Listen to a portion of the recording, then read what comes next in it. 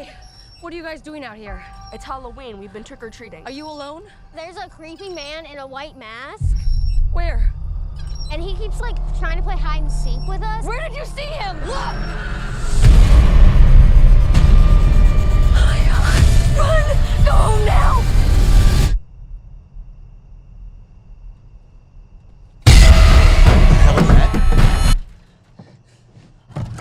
Unlock the door! No! Come on!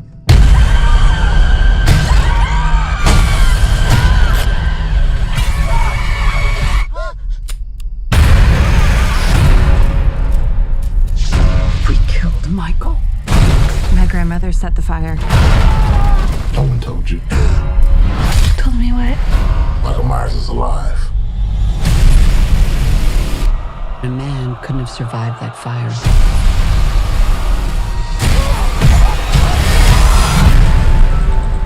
Years ago, the boogeyman came for us. We are the survivors of Michael Myers. Laurie, what do we do? We fight.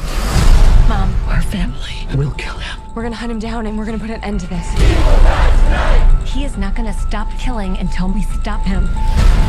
If you track Michael's victims, that's a straight line to Michael's childhood home. Someone's in our house.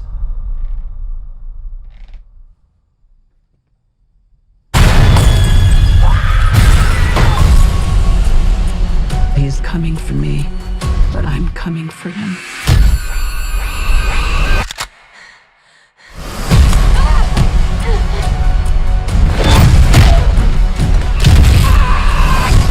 You want to kill someone? Take me!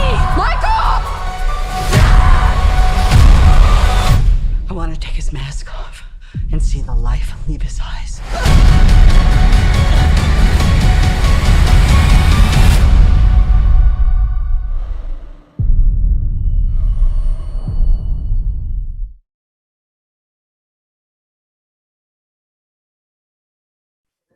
So, Anthony, Kyle, congratulations and welcome to the press conference for Halloween Kills.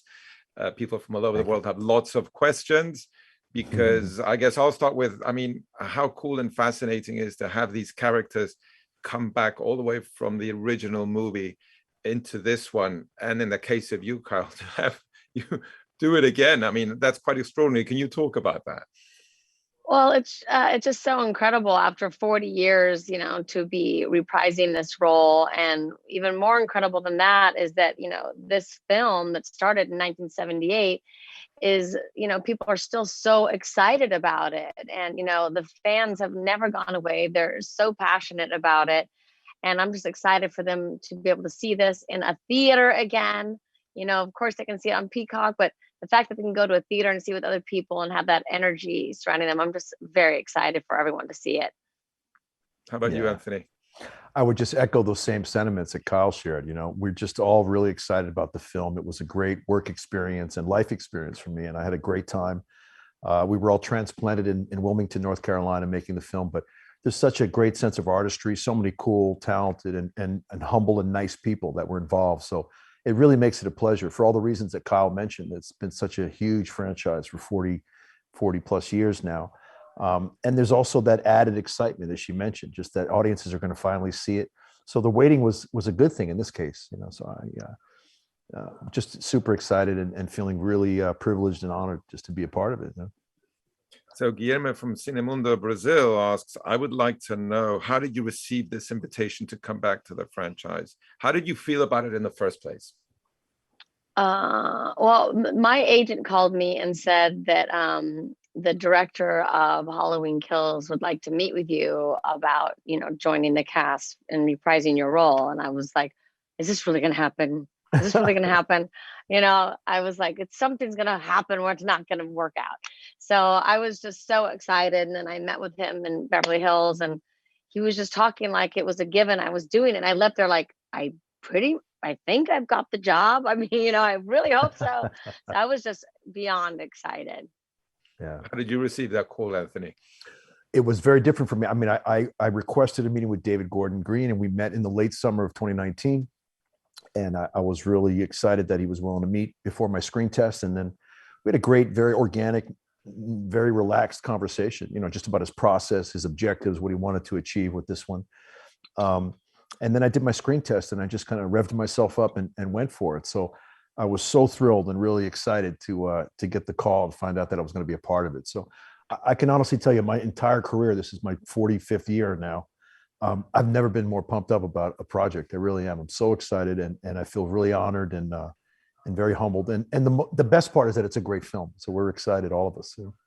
And the two of you are great in it. Mahardi from Indonesia says, in building the character, you're not only projecting fear and trauma, but the perspective of an individual that is part of a community. What was the biggest challenge in accomplishing that? Who's this for?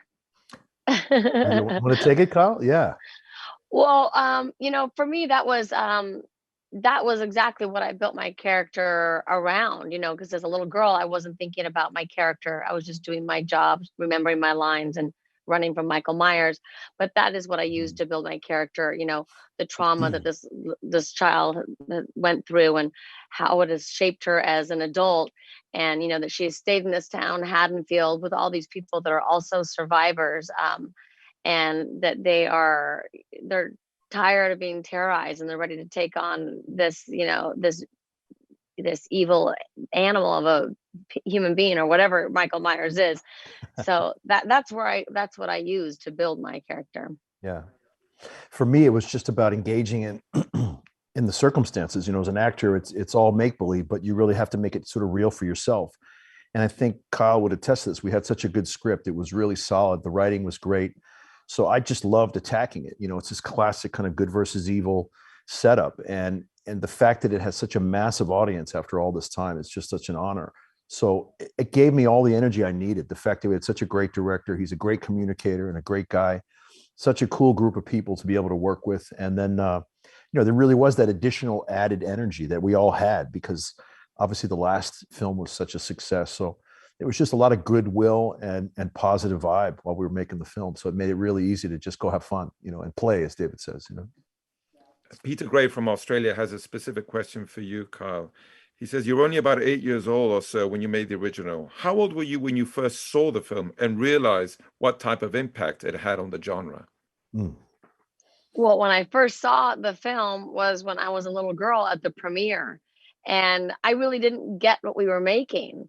And, I had done other scary movies, but I didn't grasp what the movie that John Carpenter was making. And I invited my best friend from second grade to come with me to the premiere. And her mom said, yes, of course. Why my mom thought it was okay for either one of us to go, I don't know. And then we went to the premiere and we were traumatized. And both of us slept with our moms until we were 15 years old. We were so scared. I'm still scared of the dark. I mean, it obviously had, quite an impact on me. Travis Johnson from Australia has a question for you, Anthony. He says, you're the third actor to play this character. Did you look at earlier performances or do you do your own thing to shape your performance? It's the simple answer. I just did my own thing, to be very honest, but I was very much informed by the first film. I had seen the reboot 3 years ago in the movie theater with my wife and we loved it. So I was just, unbeknownst to me, this was all new information. So I was really excited about the opportunity, kind of went in my own direction and just worked with a great screenplay and a great opportunity that David and Danny and Jason and Jamie Lee gave me. So I'm just very humbled and very honored, to be a part of it. And especially because it's a film that people are really anticipating and there's a real appetite for it. So that makes it all the more enjoyable, knowing we have something really great for audiences. Travis also has a follow-up question for you, Kyle. He says, this is your first horror film since 1980s, The Watcher in the Woods. How did you find returning to the genre and how has it changed in the interim?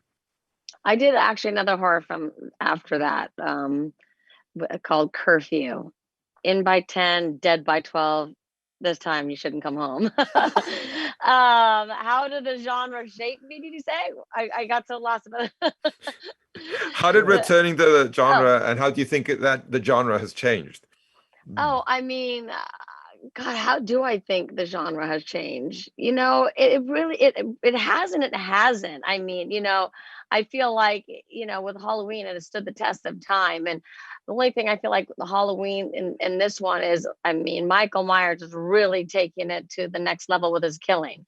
I mean, the kills in this movie are way more intense than in the other films that I've seen, and maybe that is, speaks to how the world has changed, and we need a lot more intensity because the world is such a crazy intense place as it is right now. Or maybe that was just a choice of David. I don't know. Yeah. At least the title is definitely very honest. Beto Perocini from Brazil. What was it like? This is a question for both of you. For you playing characters who survived a major trauma and years later having to relive all that horror, facing the worst nightmare.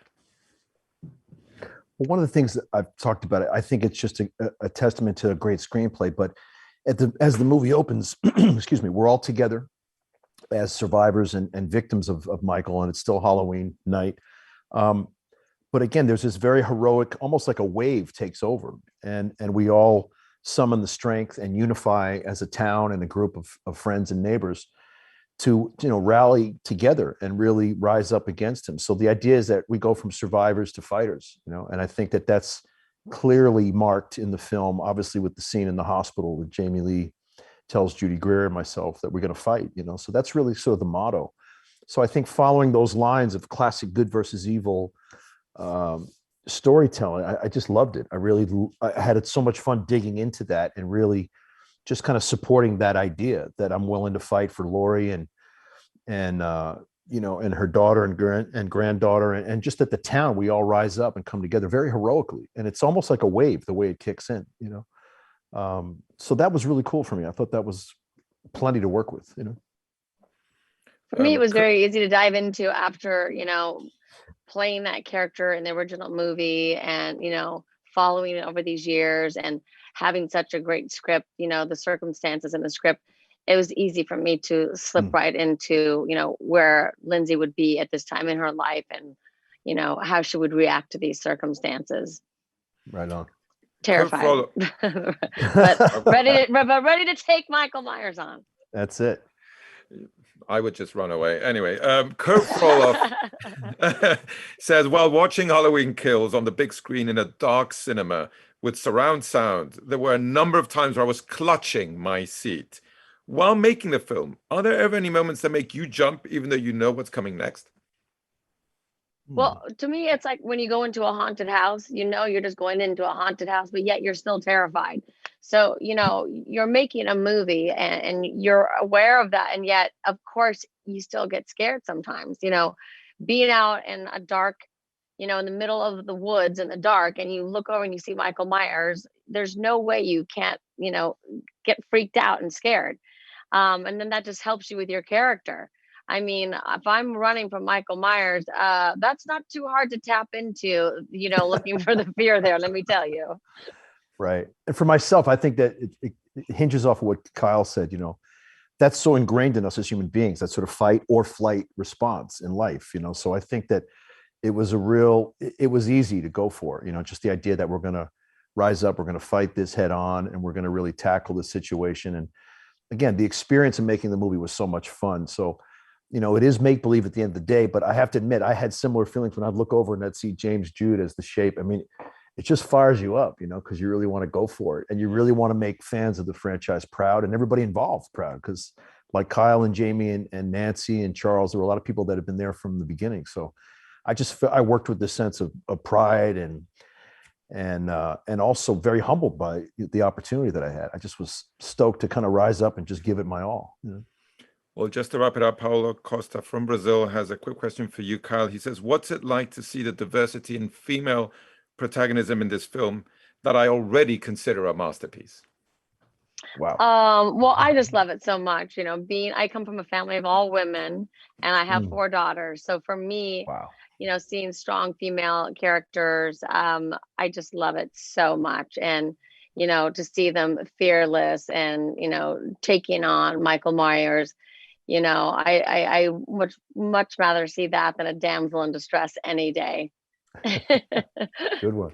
I couldn't agree with you more. Thank you so much, both of you, Anthony, Kyle. Thank you for being here with us today. And congratulations once more. You have a wonderful rest of the day. Thank you so much, Jose. Thank you all. Thanks, everybody. Hello, congratulations, and welcome to the press conference of Halloween Kills. Everybody is so excited all over the world to see this film, to talk about it. They love the previous one. This one is also amazing. And everybody's already excited about the next one. So I guess, that's, by the way, and we can start off with that. What is it about these films? What is it about these story, these characters and these films that just connect so well over the world? It's just like, there's nothing else like it. Well, I've been talking about Halloween for a very long time in my life. I think it's good and evil. I really think it's back to mythology and the basic tenets of storytelling, good and evil.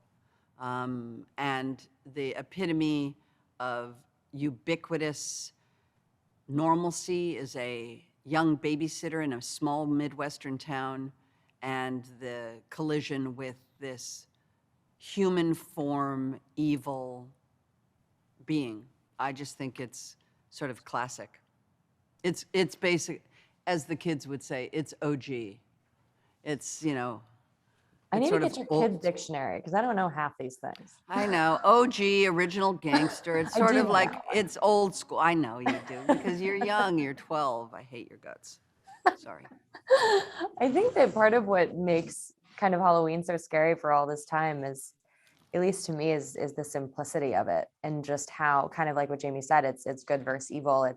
It's this man or this thing, this shape, this white masked being that you can kind of just project all of your own fears and what scares you the most onto. And there's really no reason for what he does or why he does it, which I think is the randomness and the random acts of violence is something that is really scary and I think translates over time. So Belen Eligio from El Sol de Mexico asked Jamie, Laurie is one of the first female characters in horror movies who actually shows the strength of women in real life. How much do you think she influenced female characters in future horror films, and how much did she influence your choice in future characters?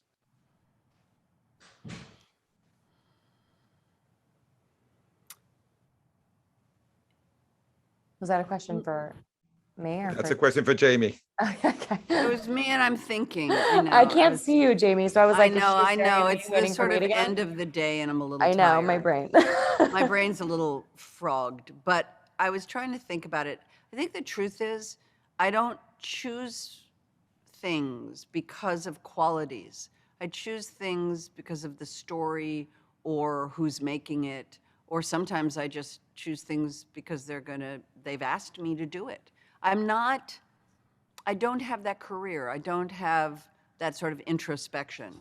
I'm a practical gal, and I'm a practical human being, and I'm a practical actor. I take whatever work comes to me. If the work comes to me, there's a reason it's come to me.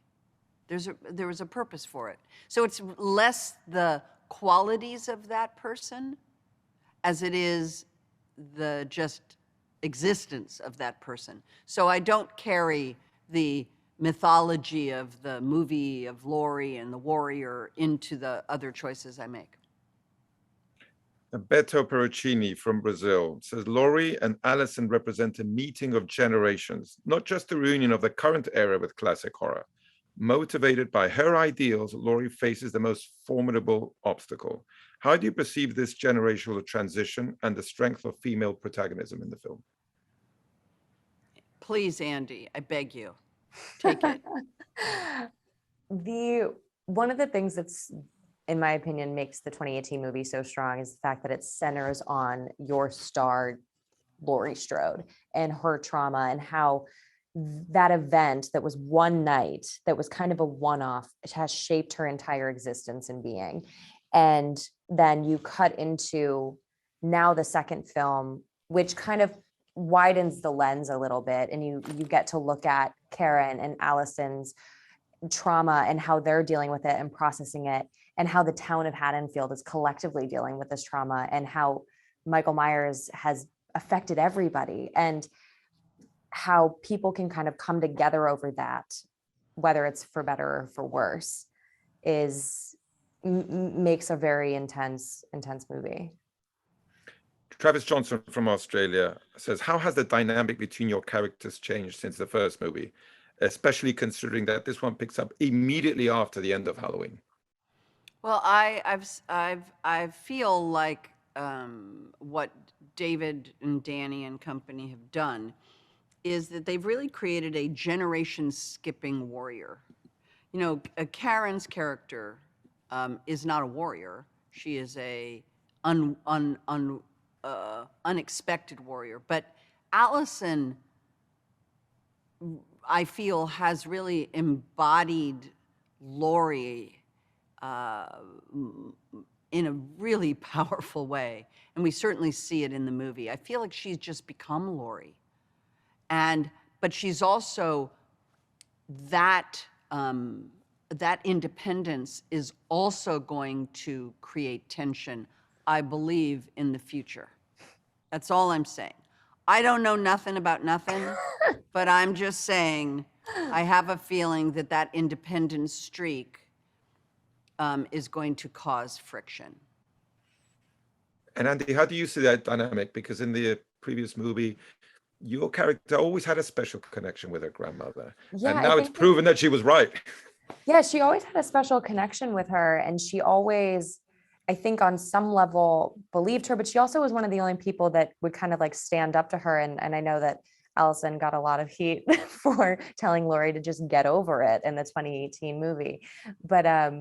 But she and Laurie are one and the same in a lot of ways. And, you know, I think that's part of the friction that takes place with Karen, between Allyson and Karen in the first one and in this one, where it's Karen has to see her mom in Allyson, the good and the bad. And so how do you have this relationship between Karen and Laurie that is tough and has a lot of tension, but then she has a daughter who she loves more than anything in the world, who has so many elements of her mother in there. It's just very complex and very interesting. And the dynamic relationships between these three women are, David and Danny and our writing team did a pretty incredible job of capturing that, I think. And Paulo Costa has a follow-up question for you, Andy. How was it for you to get involved in a project like this, considering the legacy and also being part of the talent female protagonism present in the film? I still pinch myself that this is what I get to do. It feels like I should be the one paying to even be involved in this. It's unbelievable and really, really special to get to be a part of this entire legacy and to get to be a part of this legacy with the OG, to quote Ms. Curtis, cast and group of people. Peter Gray for you, Jamie, says, when Nancy Stevens and Kyle Richards returned to the film, to the set, how was that in reflection on the passage of time that has passed and realizing the impact of the original film? It was incredibly emotional. There were tears. Nancy Stevens and I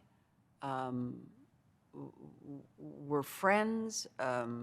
The production designer of Halloween 2, the movie that her husband, by the way, Nancy Stevens' husband, directed, Rick Rosenthal directed Halloween 2. The production designer was a man named Michael Riva, who became my fiance during that movie. And Michael died about 5 years ago. And so Nancy and I have lost a lot of people. You know, we're all of us, everybody in this weird virtual universe here in the set, everywhere. Everybody's lost people over these years. And the passage of time can be brutal, is exciting, but it's emotional. I'm an emotional person. When I see Kyle Richards, and I knew her when she was 8, and I'm 62 years old, I was 19. That's crazy. That's emotional. It's not silly high voices like at a party. You know, it's deep and rooted. I can imagine. Thank you so much, Jamie. Mahardi from Indonesia says, what was the most enjoyable thing that happened while filming this film? For me, it was getting to be in the back of that truck again with my girls at 4:00 in the morning in a freezing cold night, covered in wet, sticky, cold blood. There was just something so unifying. Perfect. You know, none of us live near each other. Everybody's working and doing their thing. And there we were again in the back of the truck, and I care about these people. And it just felt, we were kind of miserable and kind of exhilarated. But the best part is you're in it together, and there's no Yeah. changing that. Yeah. And I think for me, one of the highlights also was the fact that we kind of pseudo lived together in our version Yes, of a no, right, sorority. of course, yeah. We did live together. We all lived in the same building. Yeah, in the same little bed and breakfast, and even just being able to like share our morning coffee or tea or granola with each other was such a pleasure. Yongping from Singapore is asking, you know, Laurie Strode, of course, we start this film, she's could be even mortally wounded, spends most of the film in a hospital. He wants to know if he's gonna see you back in action in the next movie. I fucking hope so, is all I can say. I know I'm swearing on a Zoom, but it's the end of the day, and if I can't say that, then I'm so sorry. Yeah, I hope so. I'm ready. I'm ready. Well, everybody else is ready too, and very excited to see the film. Congratulations Wonderful. to both of Thank you. you. Thank you for being here today with all of us. Yes, thank you. You're lovely. Nice to see you Thank you. again. Same Bye-bye. thing, Jamie. Bye, Bye. everybody. Bye. Bye, Andy. I love you. Oh, love you. I'll see you later. Well, John and David, congratulations and welcome to the press conference for Halloween Kills. I'll start with you, John, of course. Could you ever have imagined back in 1978 that 4 decades later, audiences over the world would be still fascinated with this story and these characters? No, I had no clue. And as a matter of fact, I doubt that it's really happening. I think this is all a sort of a dream type thing. David, it is happening. Why do you think that is? Well, I would echo what John says. It does feel like it's a dream happening. It is just so strange that it's a childhood dream of mine to get in the ring with Laurie Strode and Michael Myers and to be able to play in Haddonfield. And I think it's just something that's permeated culture for the last several decades. Is you know the signatures that John created both with characters and with music.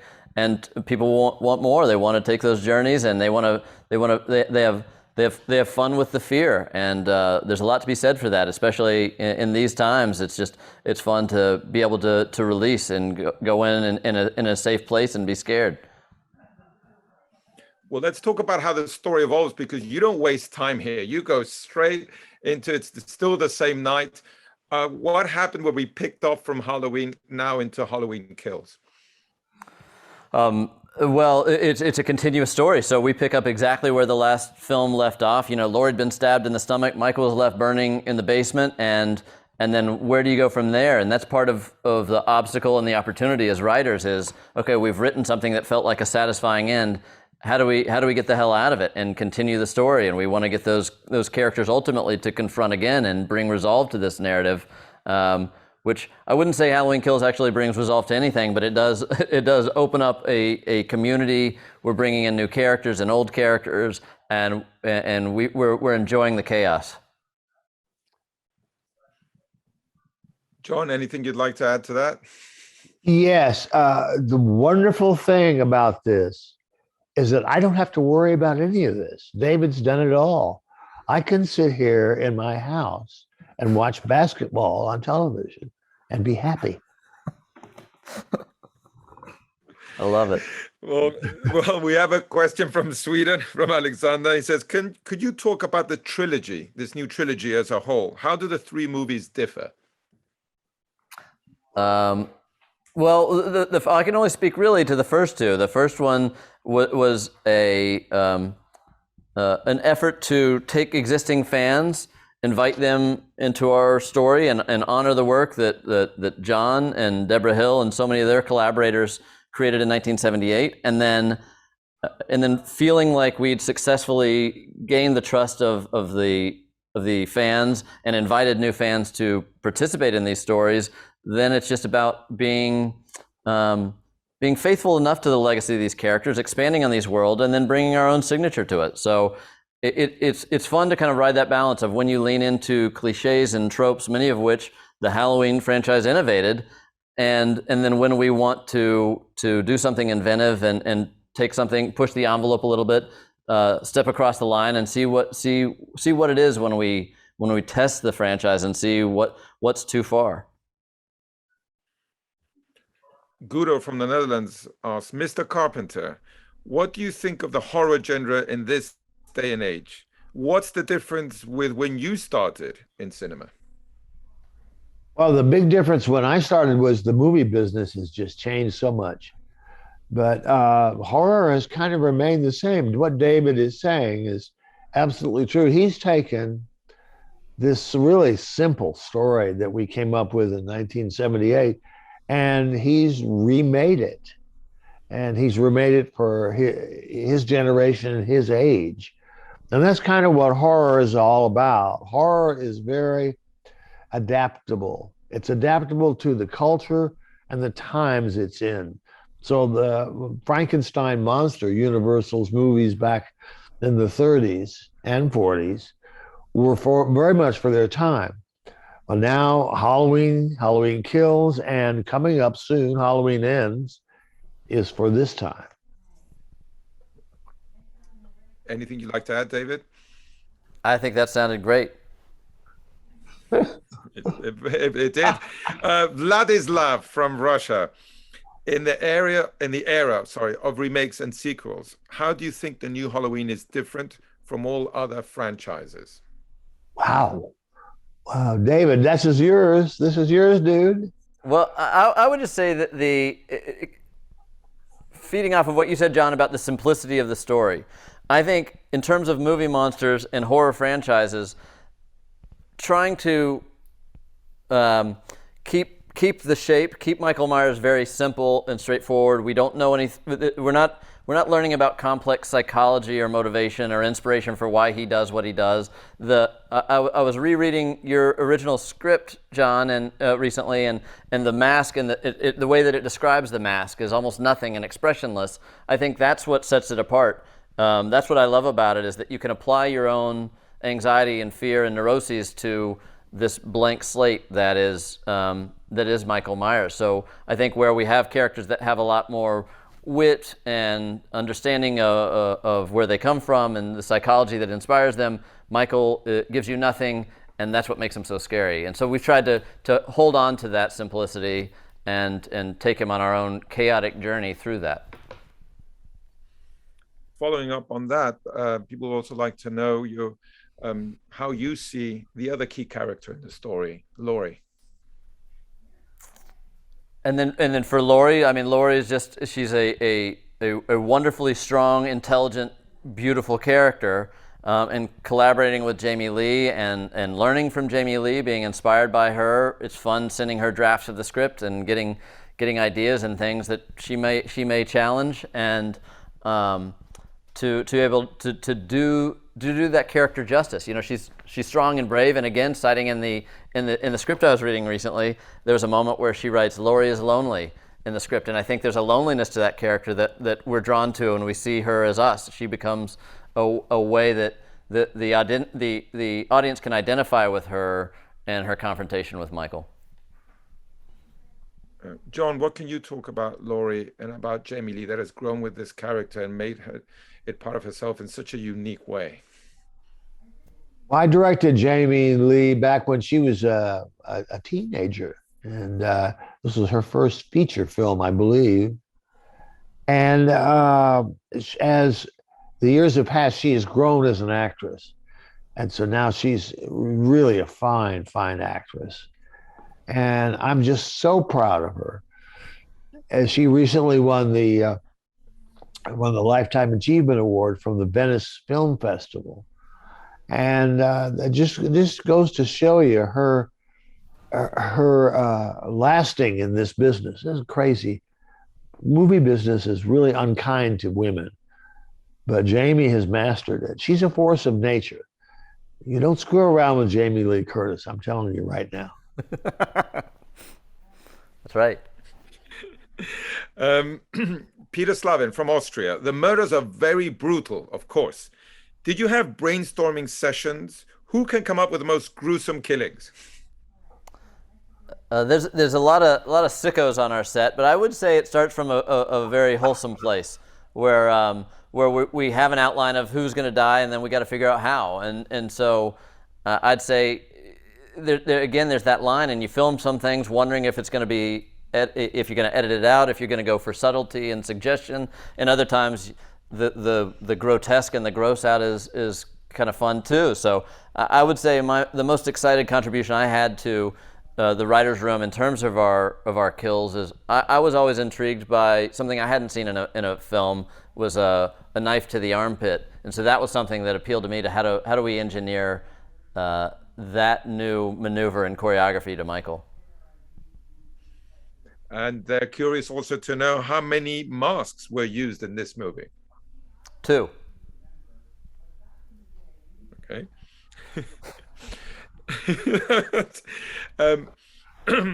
What makes the perfect horror movie villain? This is a question from Alexander from Sweden. Oh, brother. Now, David, you got to take that. I have no clue. The perfect movie villain is someone that you love to hate. It's everything from Hannibal Lecter to Bad Ronald to Michael Myers. It's fun to find these characters that you want to lean into and see more. It's what makes a great franchise anyway. Is what makes a character villainous, despicable, and delicious. I also would like to ask how in this film the town of Haddonfield is also a character in the movie. It's not Laurie and her family are fighting alone anymore. I thought that was a very interesting and a very key development in this second film. Yeah, if the first film was about 3 generations of women and their confrontation with the trauma of Michael Myers, then this is about how that fear permeates an entire community. And so bring the anxiety of various characters, some from John's original 78 film, some from our 2018 film, and uniting this community, evolving this community, and seeing where they go and how they respond to fear is what our exploration is, and how Michael responds to that too, because they really pissed him off in the last chapter when they locked him in a burning basement. And so when he weasels his way. Uh-oh. Frozen. Oh, whoop. Hello. Poor David is frozen in time. Technology. Come back, David. Come back.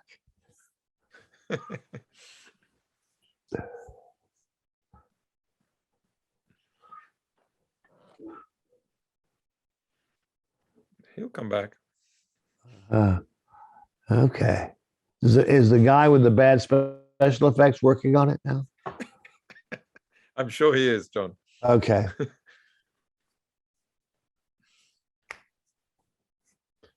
By the way, nice chair. Should You're be the back comfiest one of the lot. There you go.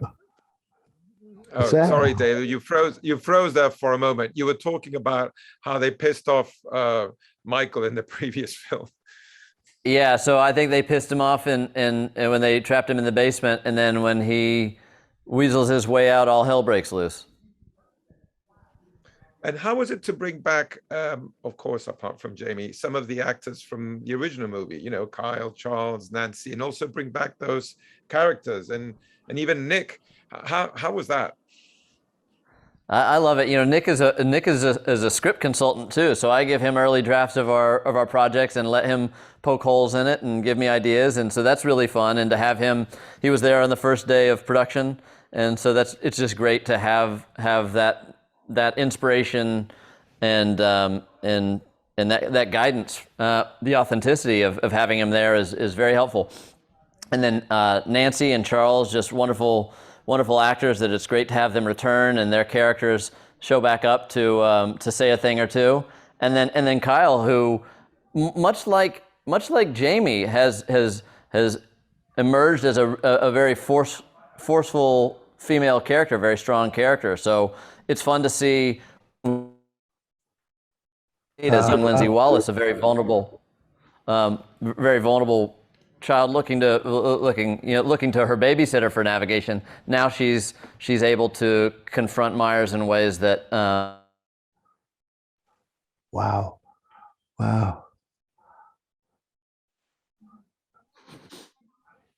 I see. I see. You're back, right, David? Okay. Final question from from Peter Slavin. Just wants to know if there are any Halloween costumes that frighten you. Well, what's that question again? Peter Slavin from Austria wants to know if there are any Halloween costumes that frighten you. Costumes. No, I don't get frightened by that. Real life scares me. Real life is absolutely terrifying. What about you, David? What scares you? I would have agreed with John, except I have 10-year-old twin sons, and one of them showed me his Halloween costume as a plague doctor, and seeing my 10-year-old dressed in that, I got a little unsettled by that. It's so fabulous. Well, thank you, both of you. Thank you so much for being here All today. right. Thank you for the movie and for everything that you're doing. Thank you, and congratulations. Take care. Good talking to you.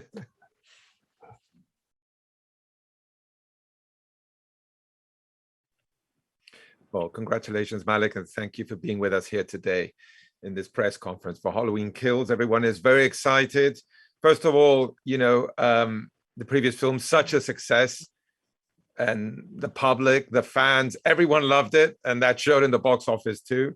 So everyone's very, very excited to see this film.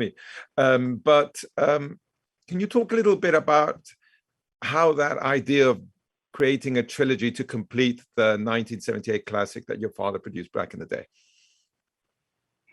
Wow. Well, yes, you did, 42 years ago, more now, 43, when they started, John, him, Deborah Hill, Jamie Lee Curtis, who would have thought that we would still be making these? And of course, at that time, I was 10 years old. So the idea really came, out of the mind of David Gordon Green, and, by his direction. And we had trouble getting it started for many years at the previous studio. And when we got out of that situation, it just sort of came together, and I'd say lightning in a bottle. And Jamie Lee Curtis, John Carpenter, Jason Blum, Universal, Miramax, and David Gordon Green. And that was really the icing on top. And the idea developed from there. It wasn't immediately the idea to do a trilogy. It was immediately to do that film. And it just was such a good, cohesive unit that worked so well together that it was natural that we started thinking beyond that. And so I'm so grateful that everyone else was thinking that too. Peter Gray from Australia is asking, Malak, your name is synonymous with the Halloween franchise. How did you feel when it was pitched that these new films were not going to take the other sequels into considerations, but just focus basically on the original movie? Yeah, it's a great question. I mean, over the lifetime of the franchise, it's definitely taken some turns. And the most drastic one for me was after my father passed, and that was after Halloween Resurrection. So the idea was really to reboot it in a way. And that's what we did with the Rob Zombie Halloweens. And so after we had done Rob Zombie's first and second film, I felt less, precious, I guess, or less concerned about sticking to an exact continuous line, because the continuous line, you end up getting less and less characters and less, you sort of at some point have to start fresh. And that's what Zombies was in a way, and definitely this one with David Gordon Green's trilogy. Mahardi from Indonesia asks, what is your approach for the movie in order to reach the audience on a bigger scale, especially for those who aren't familiar yet with the Halloween franchise? Wow. Well, it's amazing. This film is really, in a way, taking the holiday of Halloween in some small part to other places in the world. And that's been fascinating to watch. And, I think what was great about this team that we were able to put in place, Jason Blum, Universal, Miramax, we all were able to realize, which I was thinking for many years, that this could really be bigger than it was. And so with the backing of a team like Jason Blumhouse, Universal, Miramax, and they saw that vision as well, and that was such a relief to me that they were thinking on a huge global scale as I had hoped for as well. So it was great to have that like-mindedness and support. Beto Berruccini from Brazil is asking what the biggest challenge was, and obviously in making these films, and also bringing a character like Michael Myers, who's so iconic. It's always difficult. If you look at the whole franchise, we've had more success than less success, but it's always difficult. We always have in mind trying to keep in mind what the fans will make them happy, obviously. And the difficulties, I could go on and tell you, this is why I have all gray hair. There's a lot of difficulties in production and in the film business. And that's why when you're able to really get it to all come together as it did in 2018 Halloween, it's really a delight. And I think the reaction was so great on that one that we're so excited. We've been waiting for this one, and I think it's equally as exciting. So the fans are asking you, what should they expect from Halloween Kills? What would your answer be? Tricks and treats, and more Halloween than you've probably ever seen before. From Australia, Travis Johnson says, Malak, this series deals with the themes of family and legacy.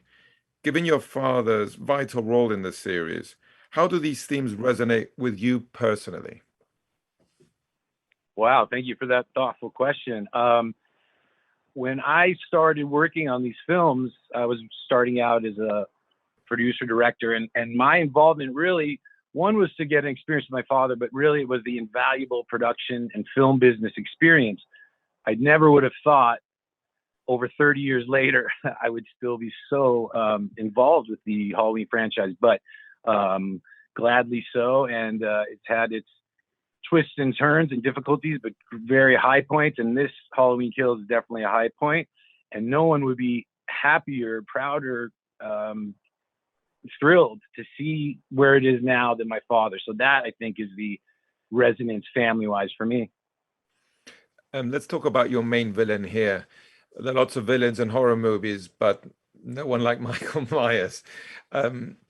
We all have an opinion of who he is. People would like to know your opinion. Wow, I mean, that is the ultimate question, and I guess the best one to answer is John Carpenter, of course, who came up with it. But the funny thing that I have dealt with over these decades now, dealing with this character, is trying to keep him iconic, not commercialized if I can. I mean, I haven't been, but in many ways we say no to 90% of the things, and then 10% we say yes to, because we try and keep Michael Myers a step above the other quote unquote slasher franchises. And that's been important. And, to the extent that we've been successful, that's been a big part of what I do. So hopefully that comes through. And I think it definitely does in Halloween Kills.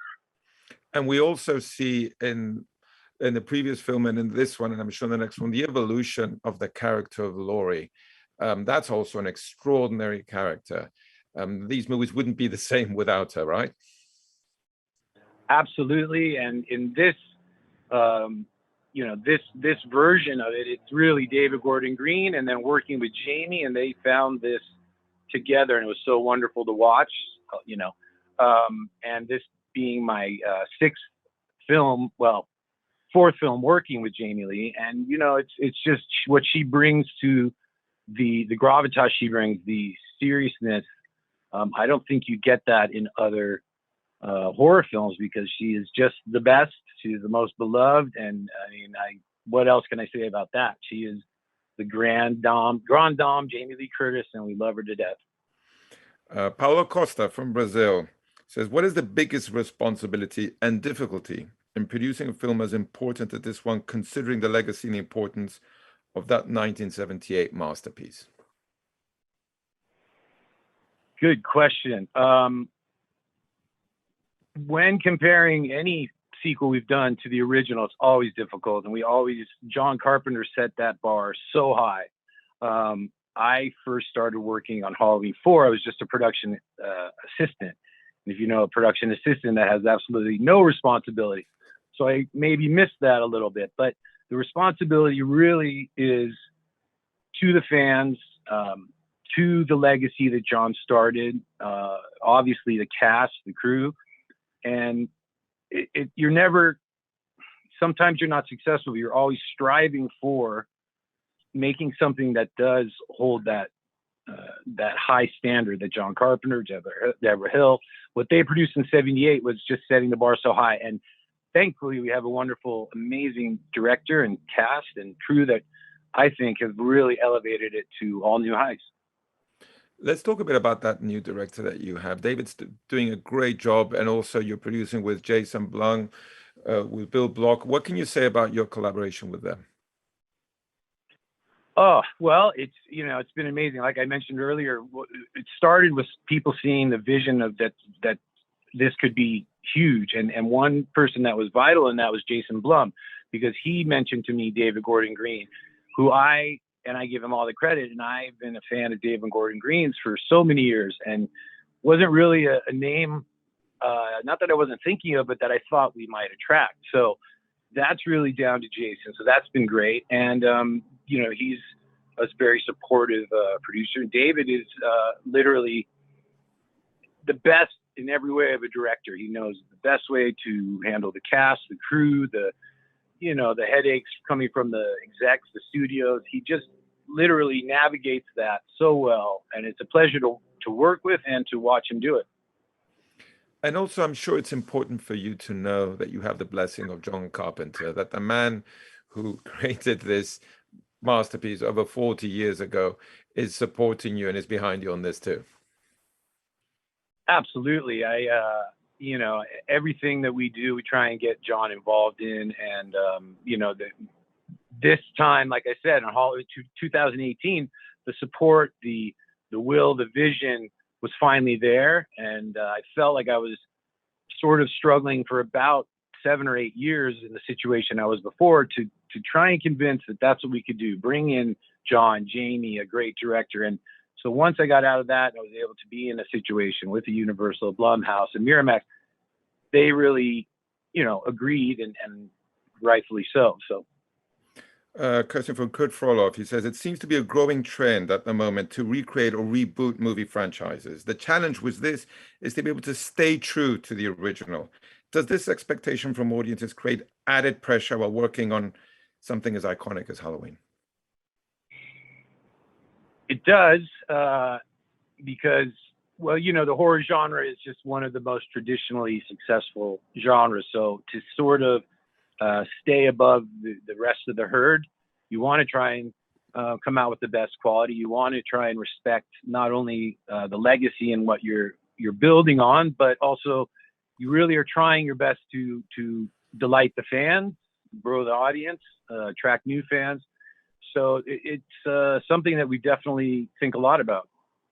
So just to wrap it up, I just want to know, how excited are you with this film coming out, with the next one coming out afterwards that closes the trilogy, and also with everything that you've lived over your life and your professional life with Halloween? Well, thank you. I think I might be as excited as anybody. Delighted that really, like I said, there's been a couple missteps here and there, but we've tried to really bring this to a point where it could be taken by someone like a David Gordon Green. And we were sad to have to postpone it last year. We all collectively agreed that we thought it was the best thing to do, but we're just delighted. And I personally am thrilled and cannot wait for this to be released into the world. And I really feel strongly that the fans are going to just love it. I think they will. I'm actually convinced they will, Malak. Thank you so much for being with us today, and thank you for bringing us this film. Congratulations. Thank you.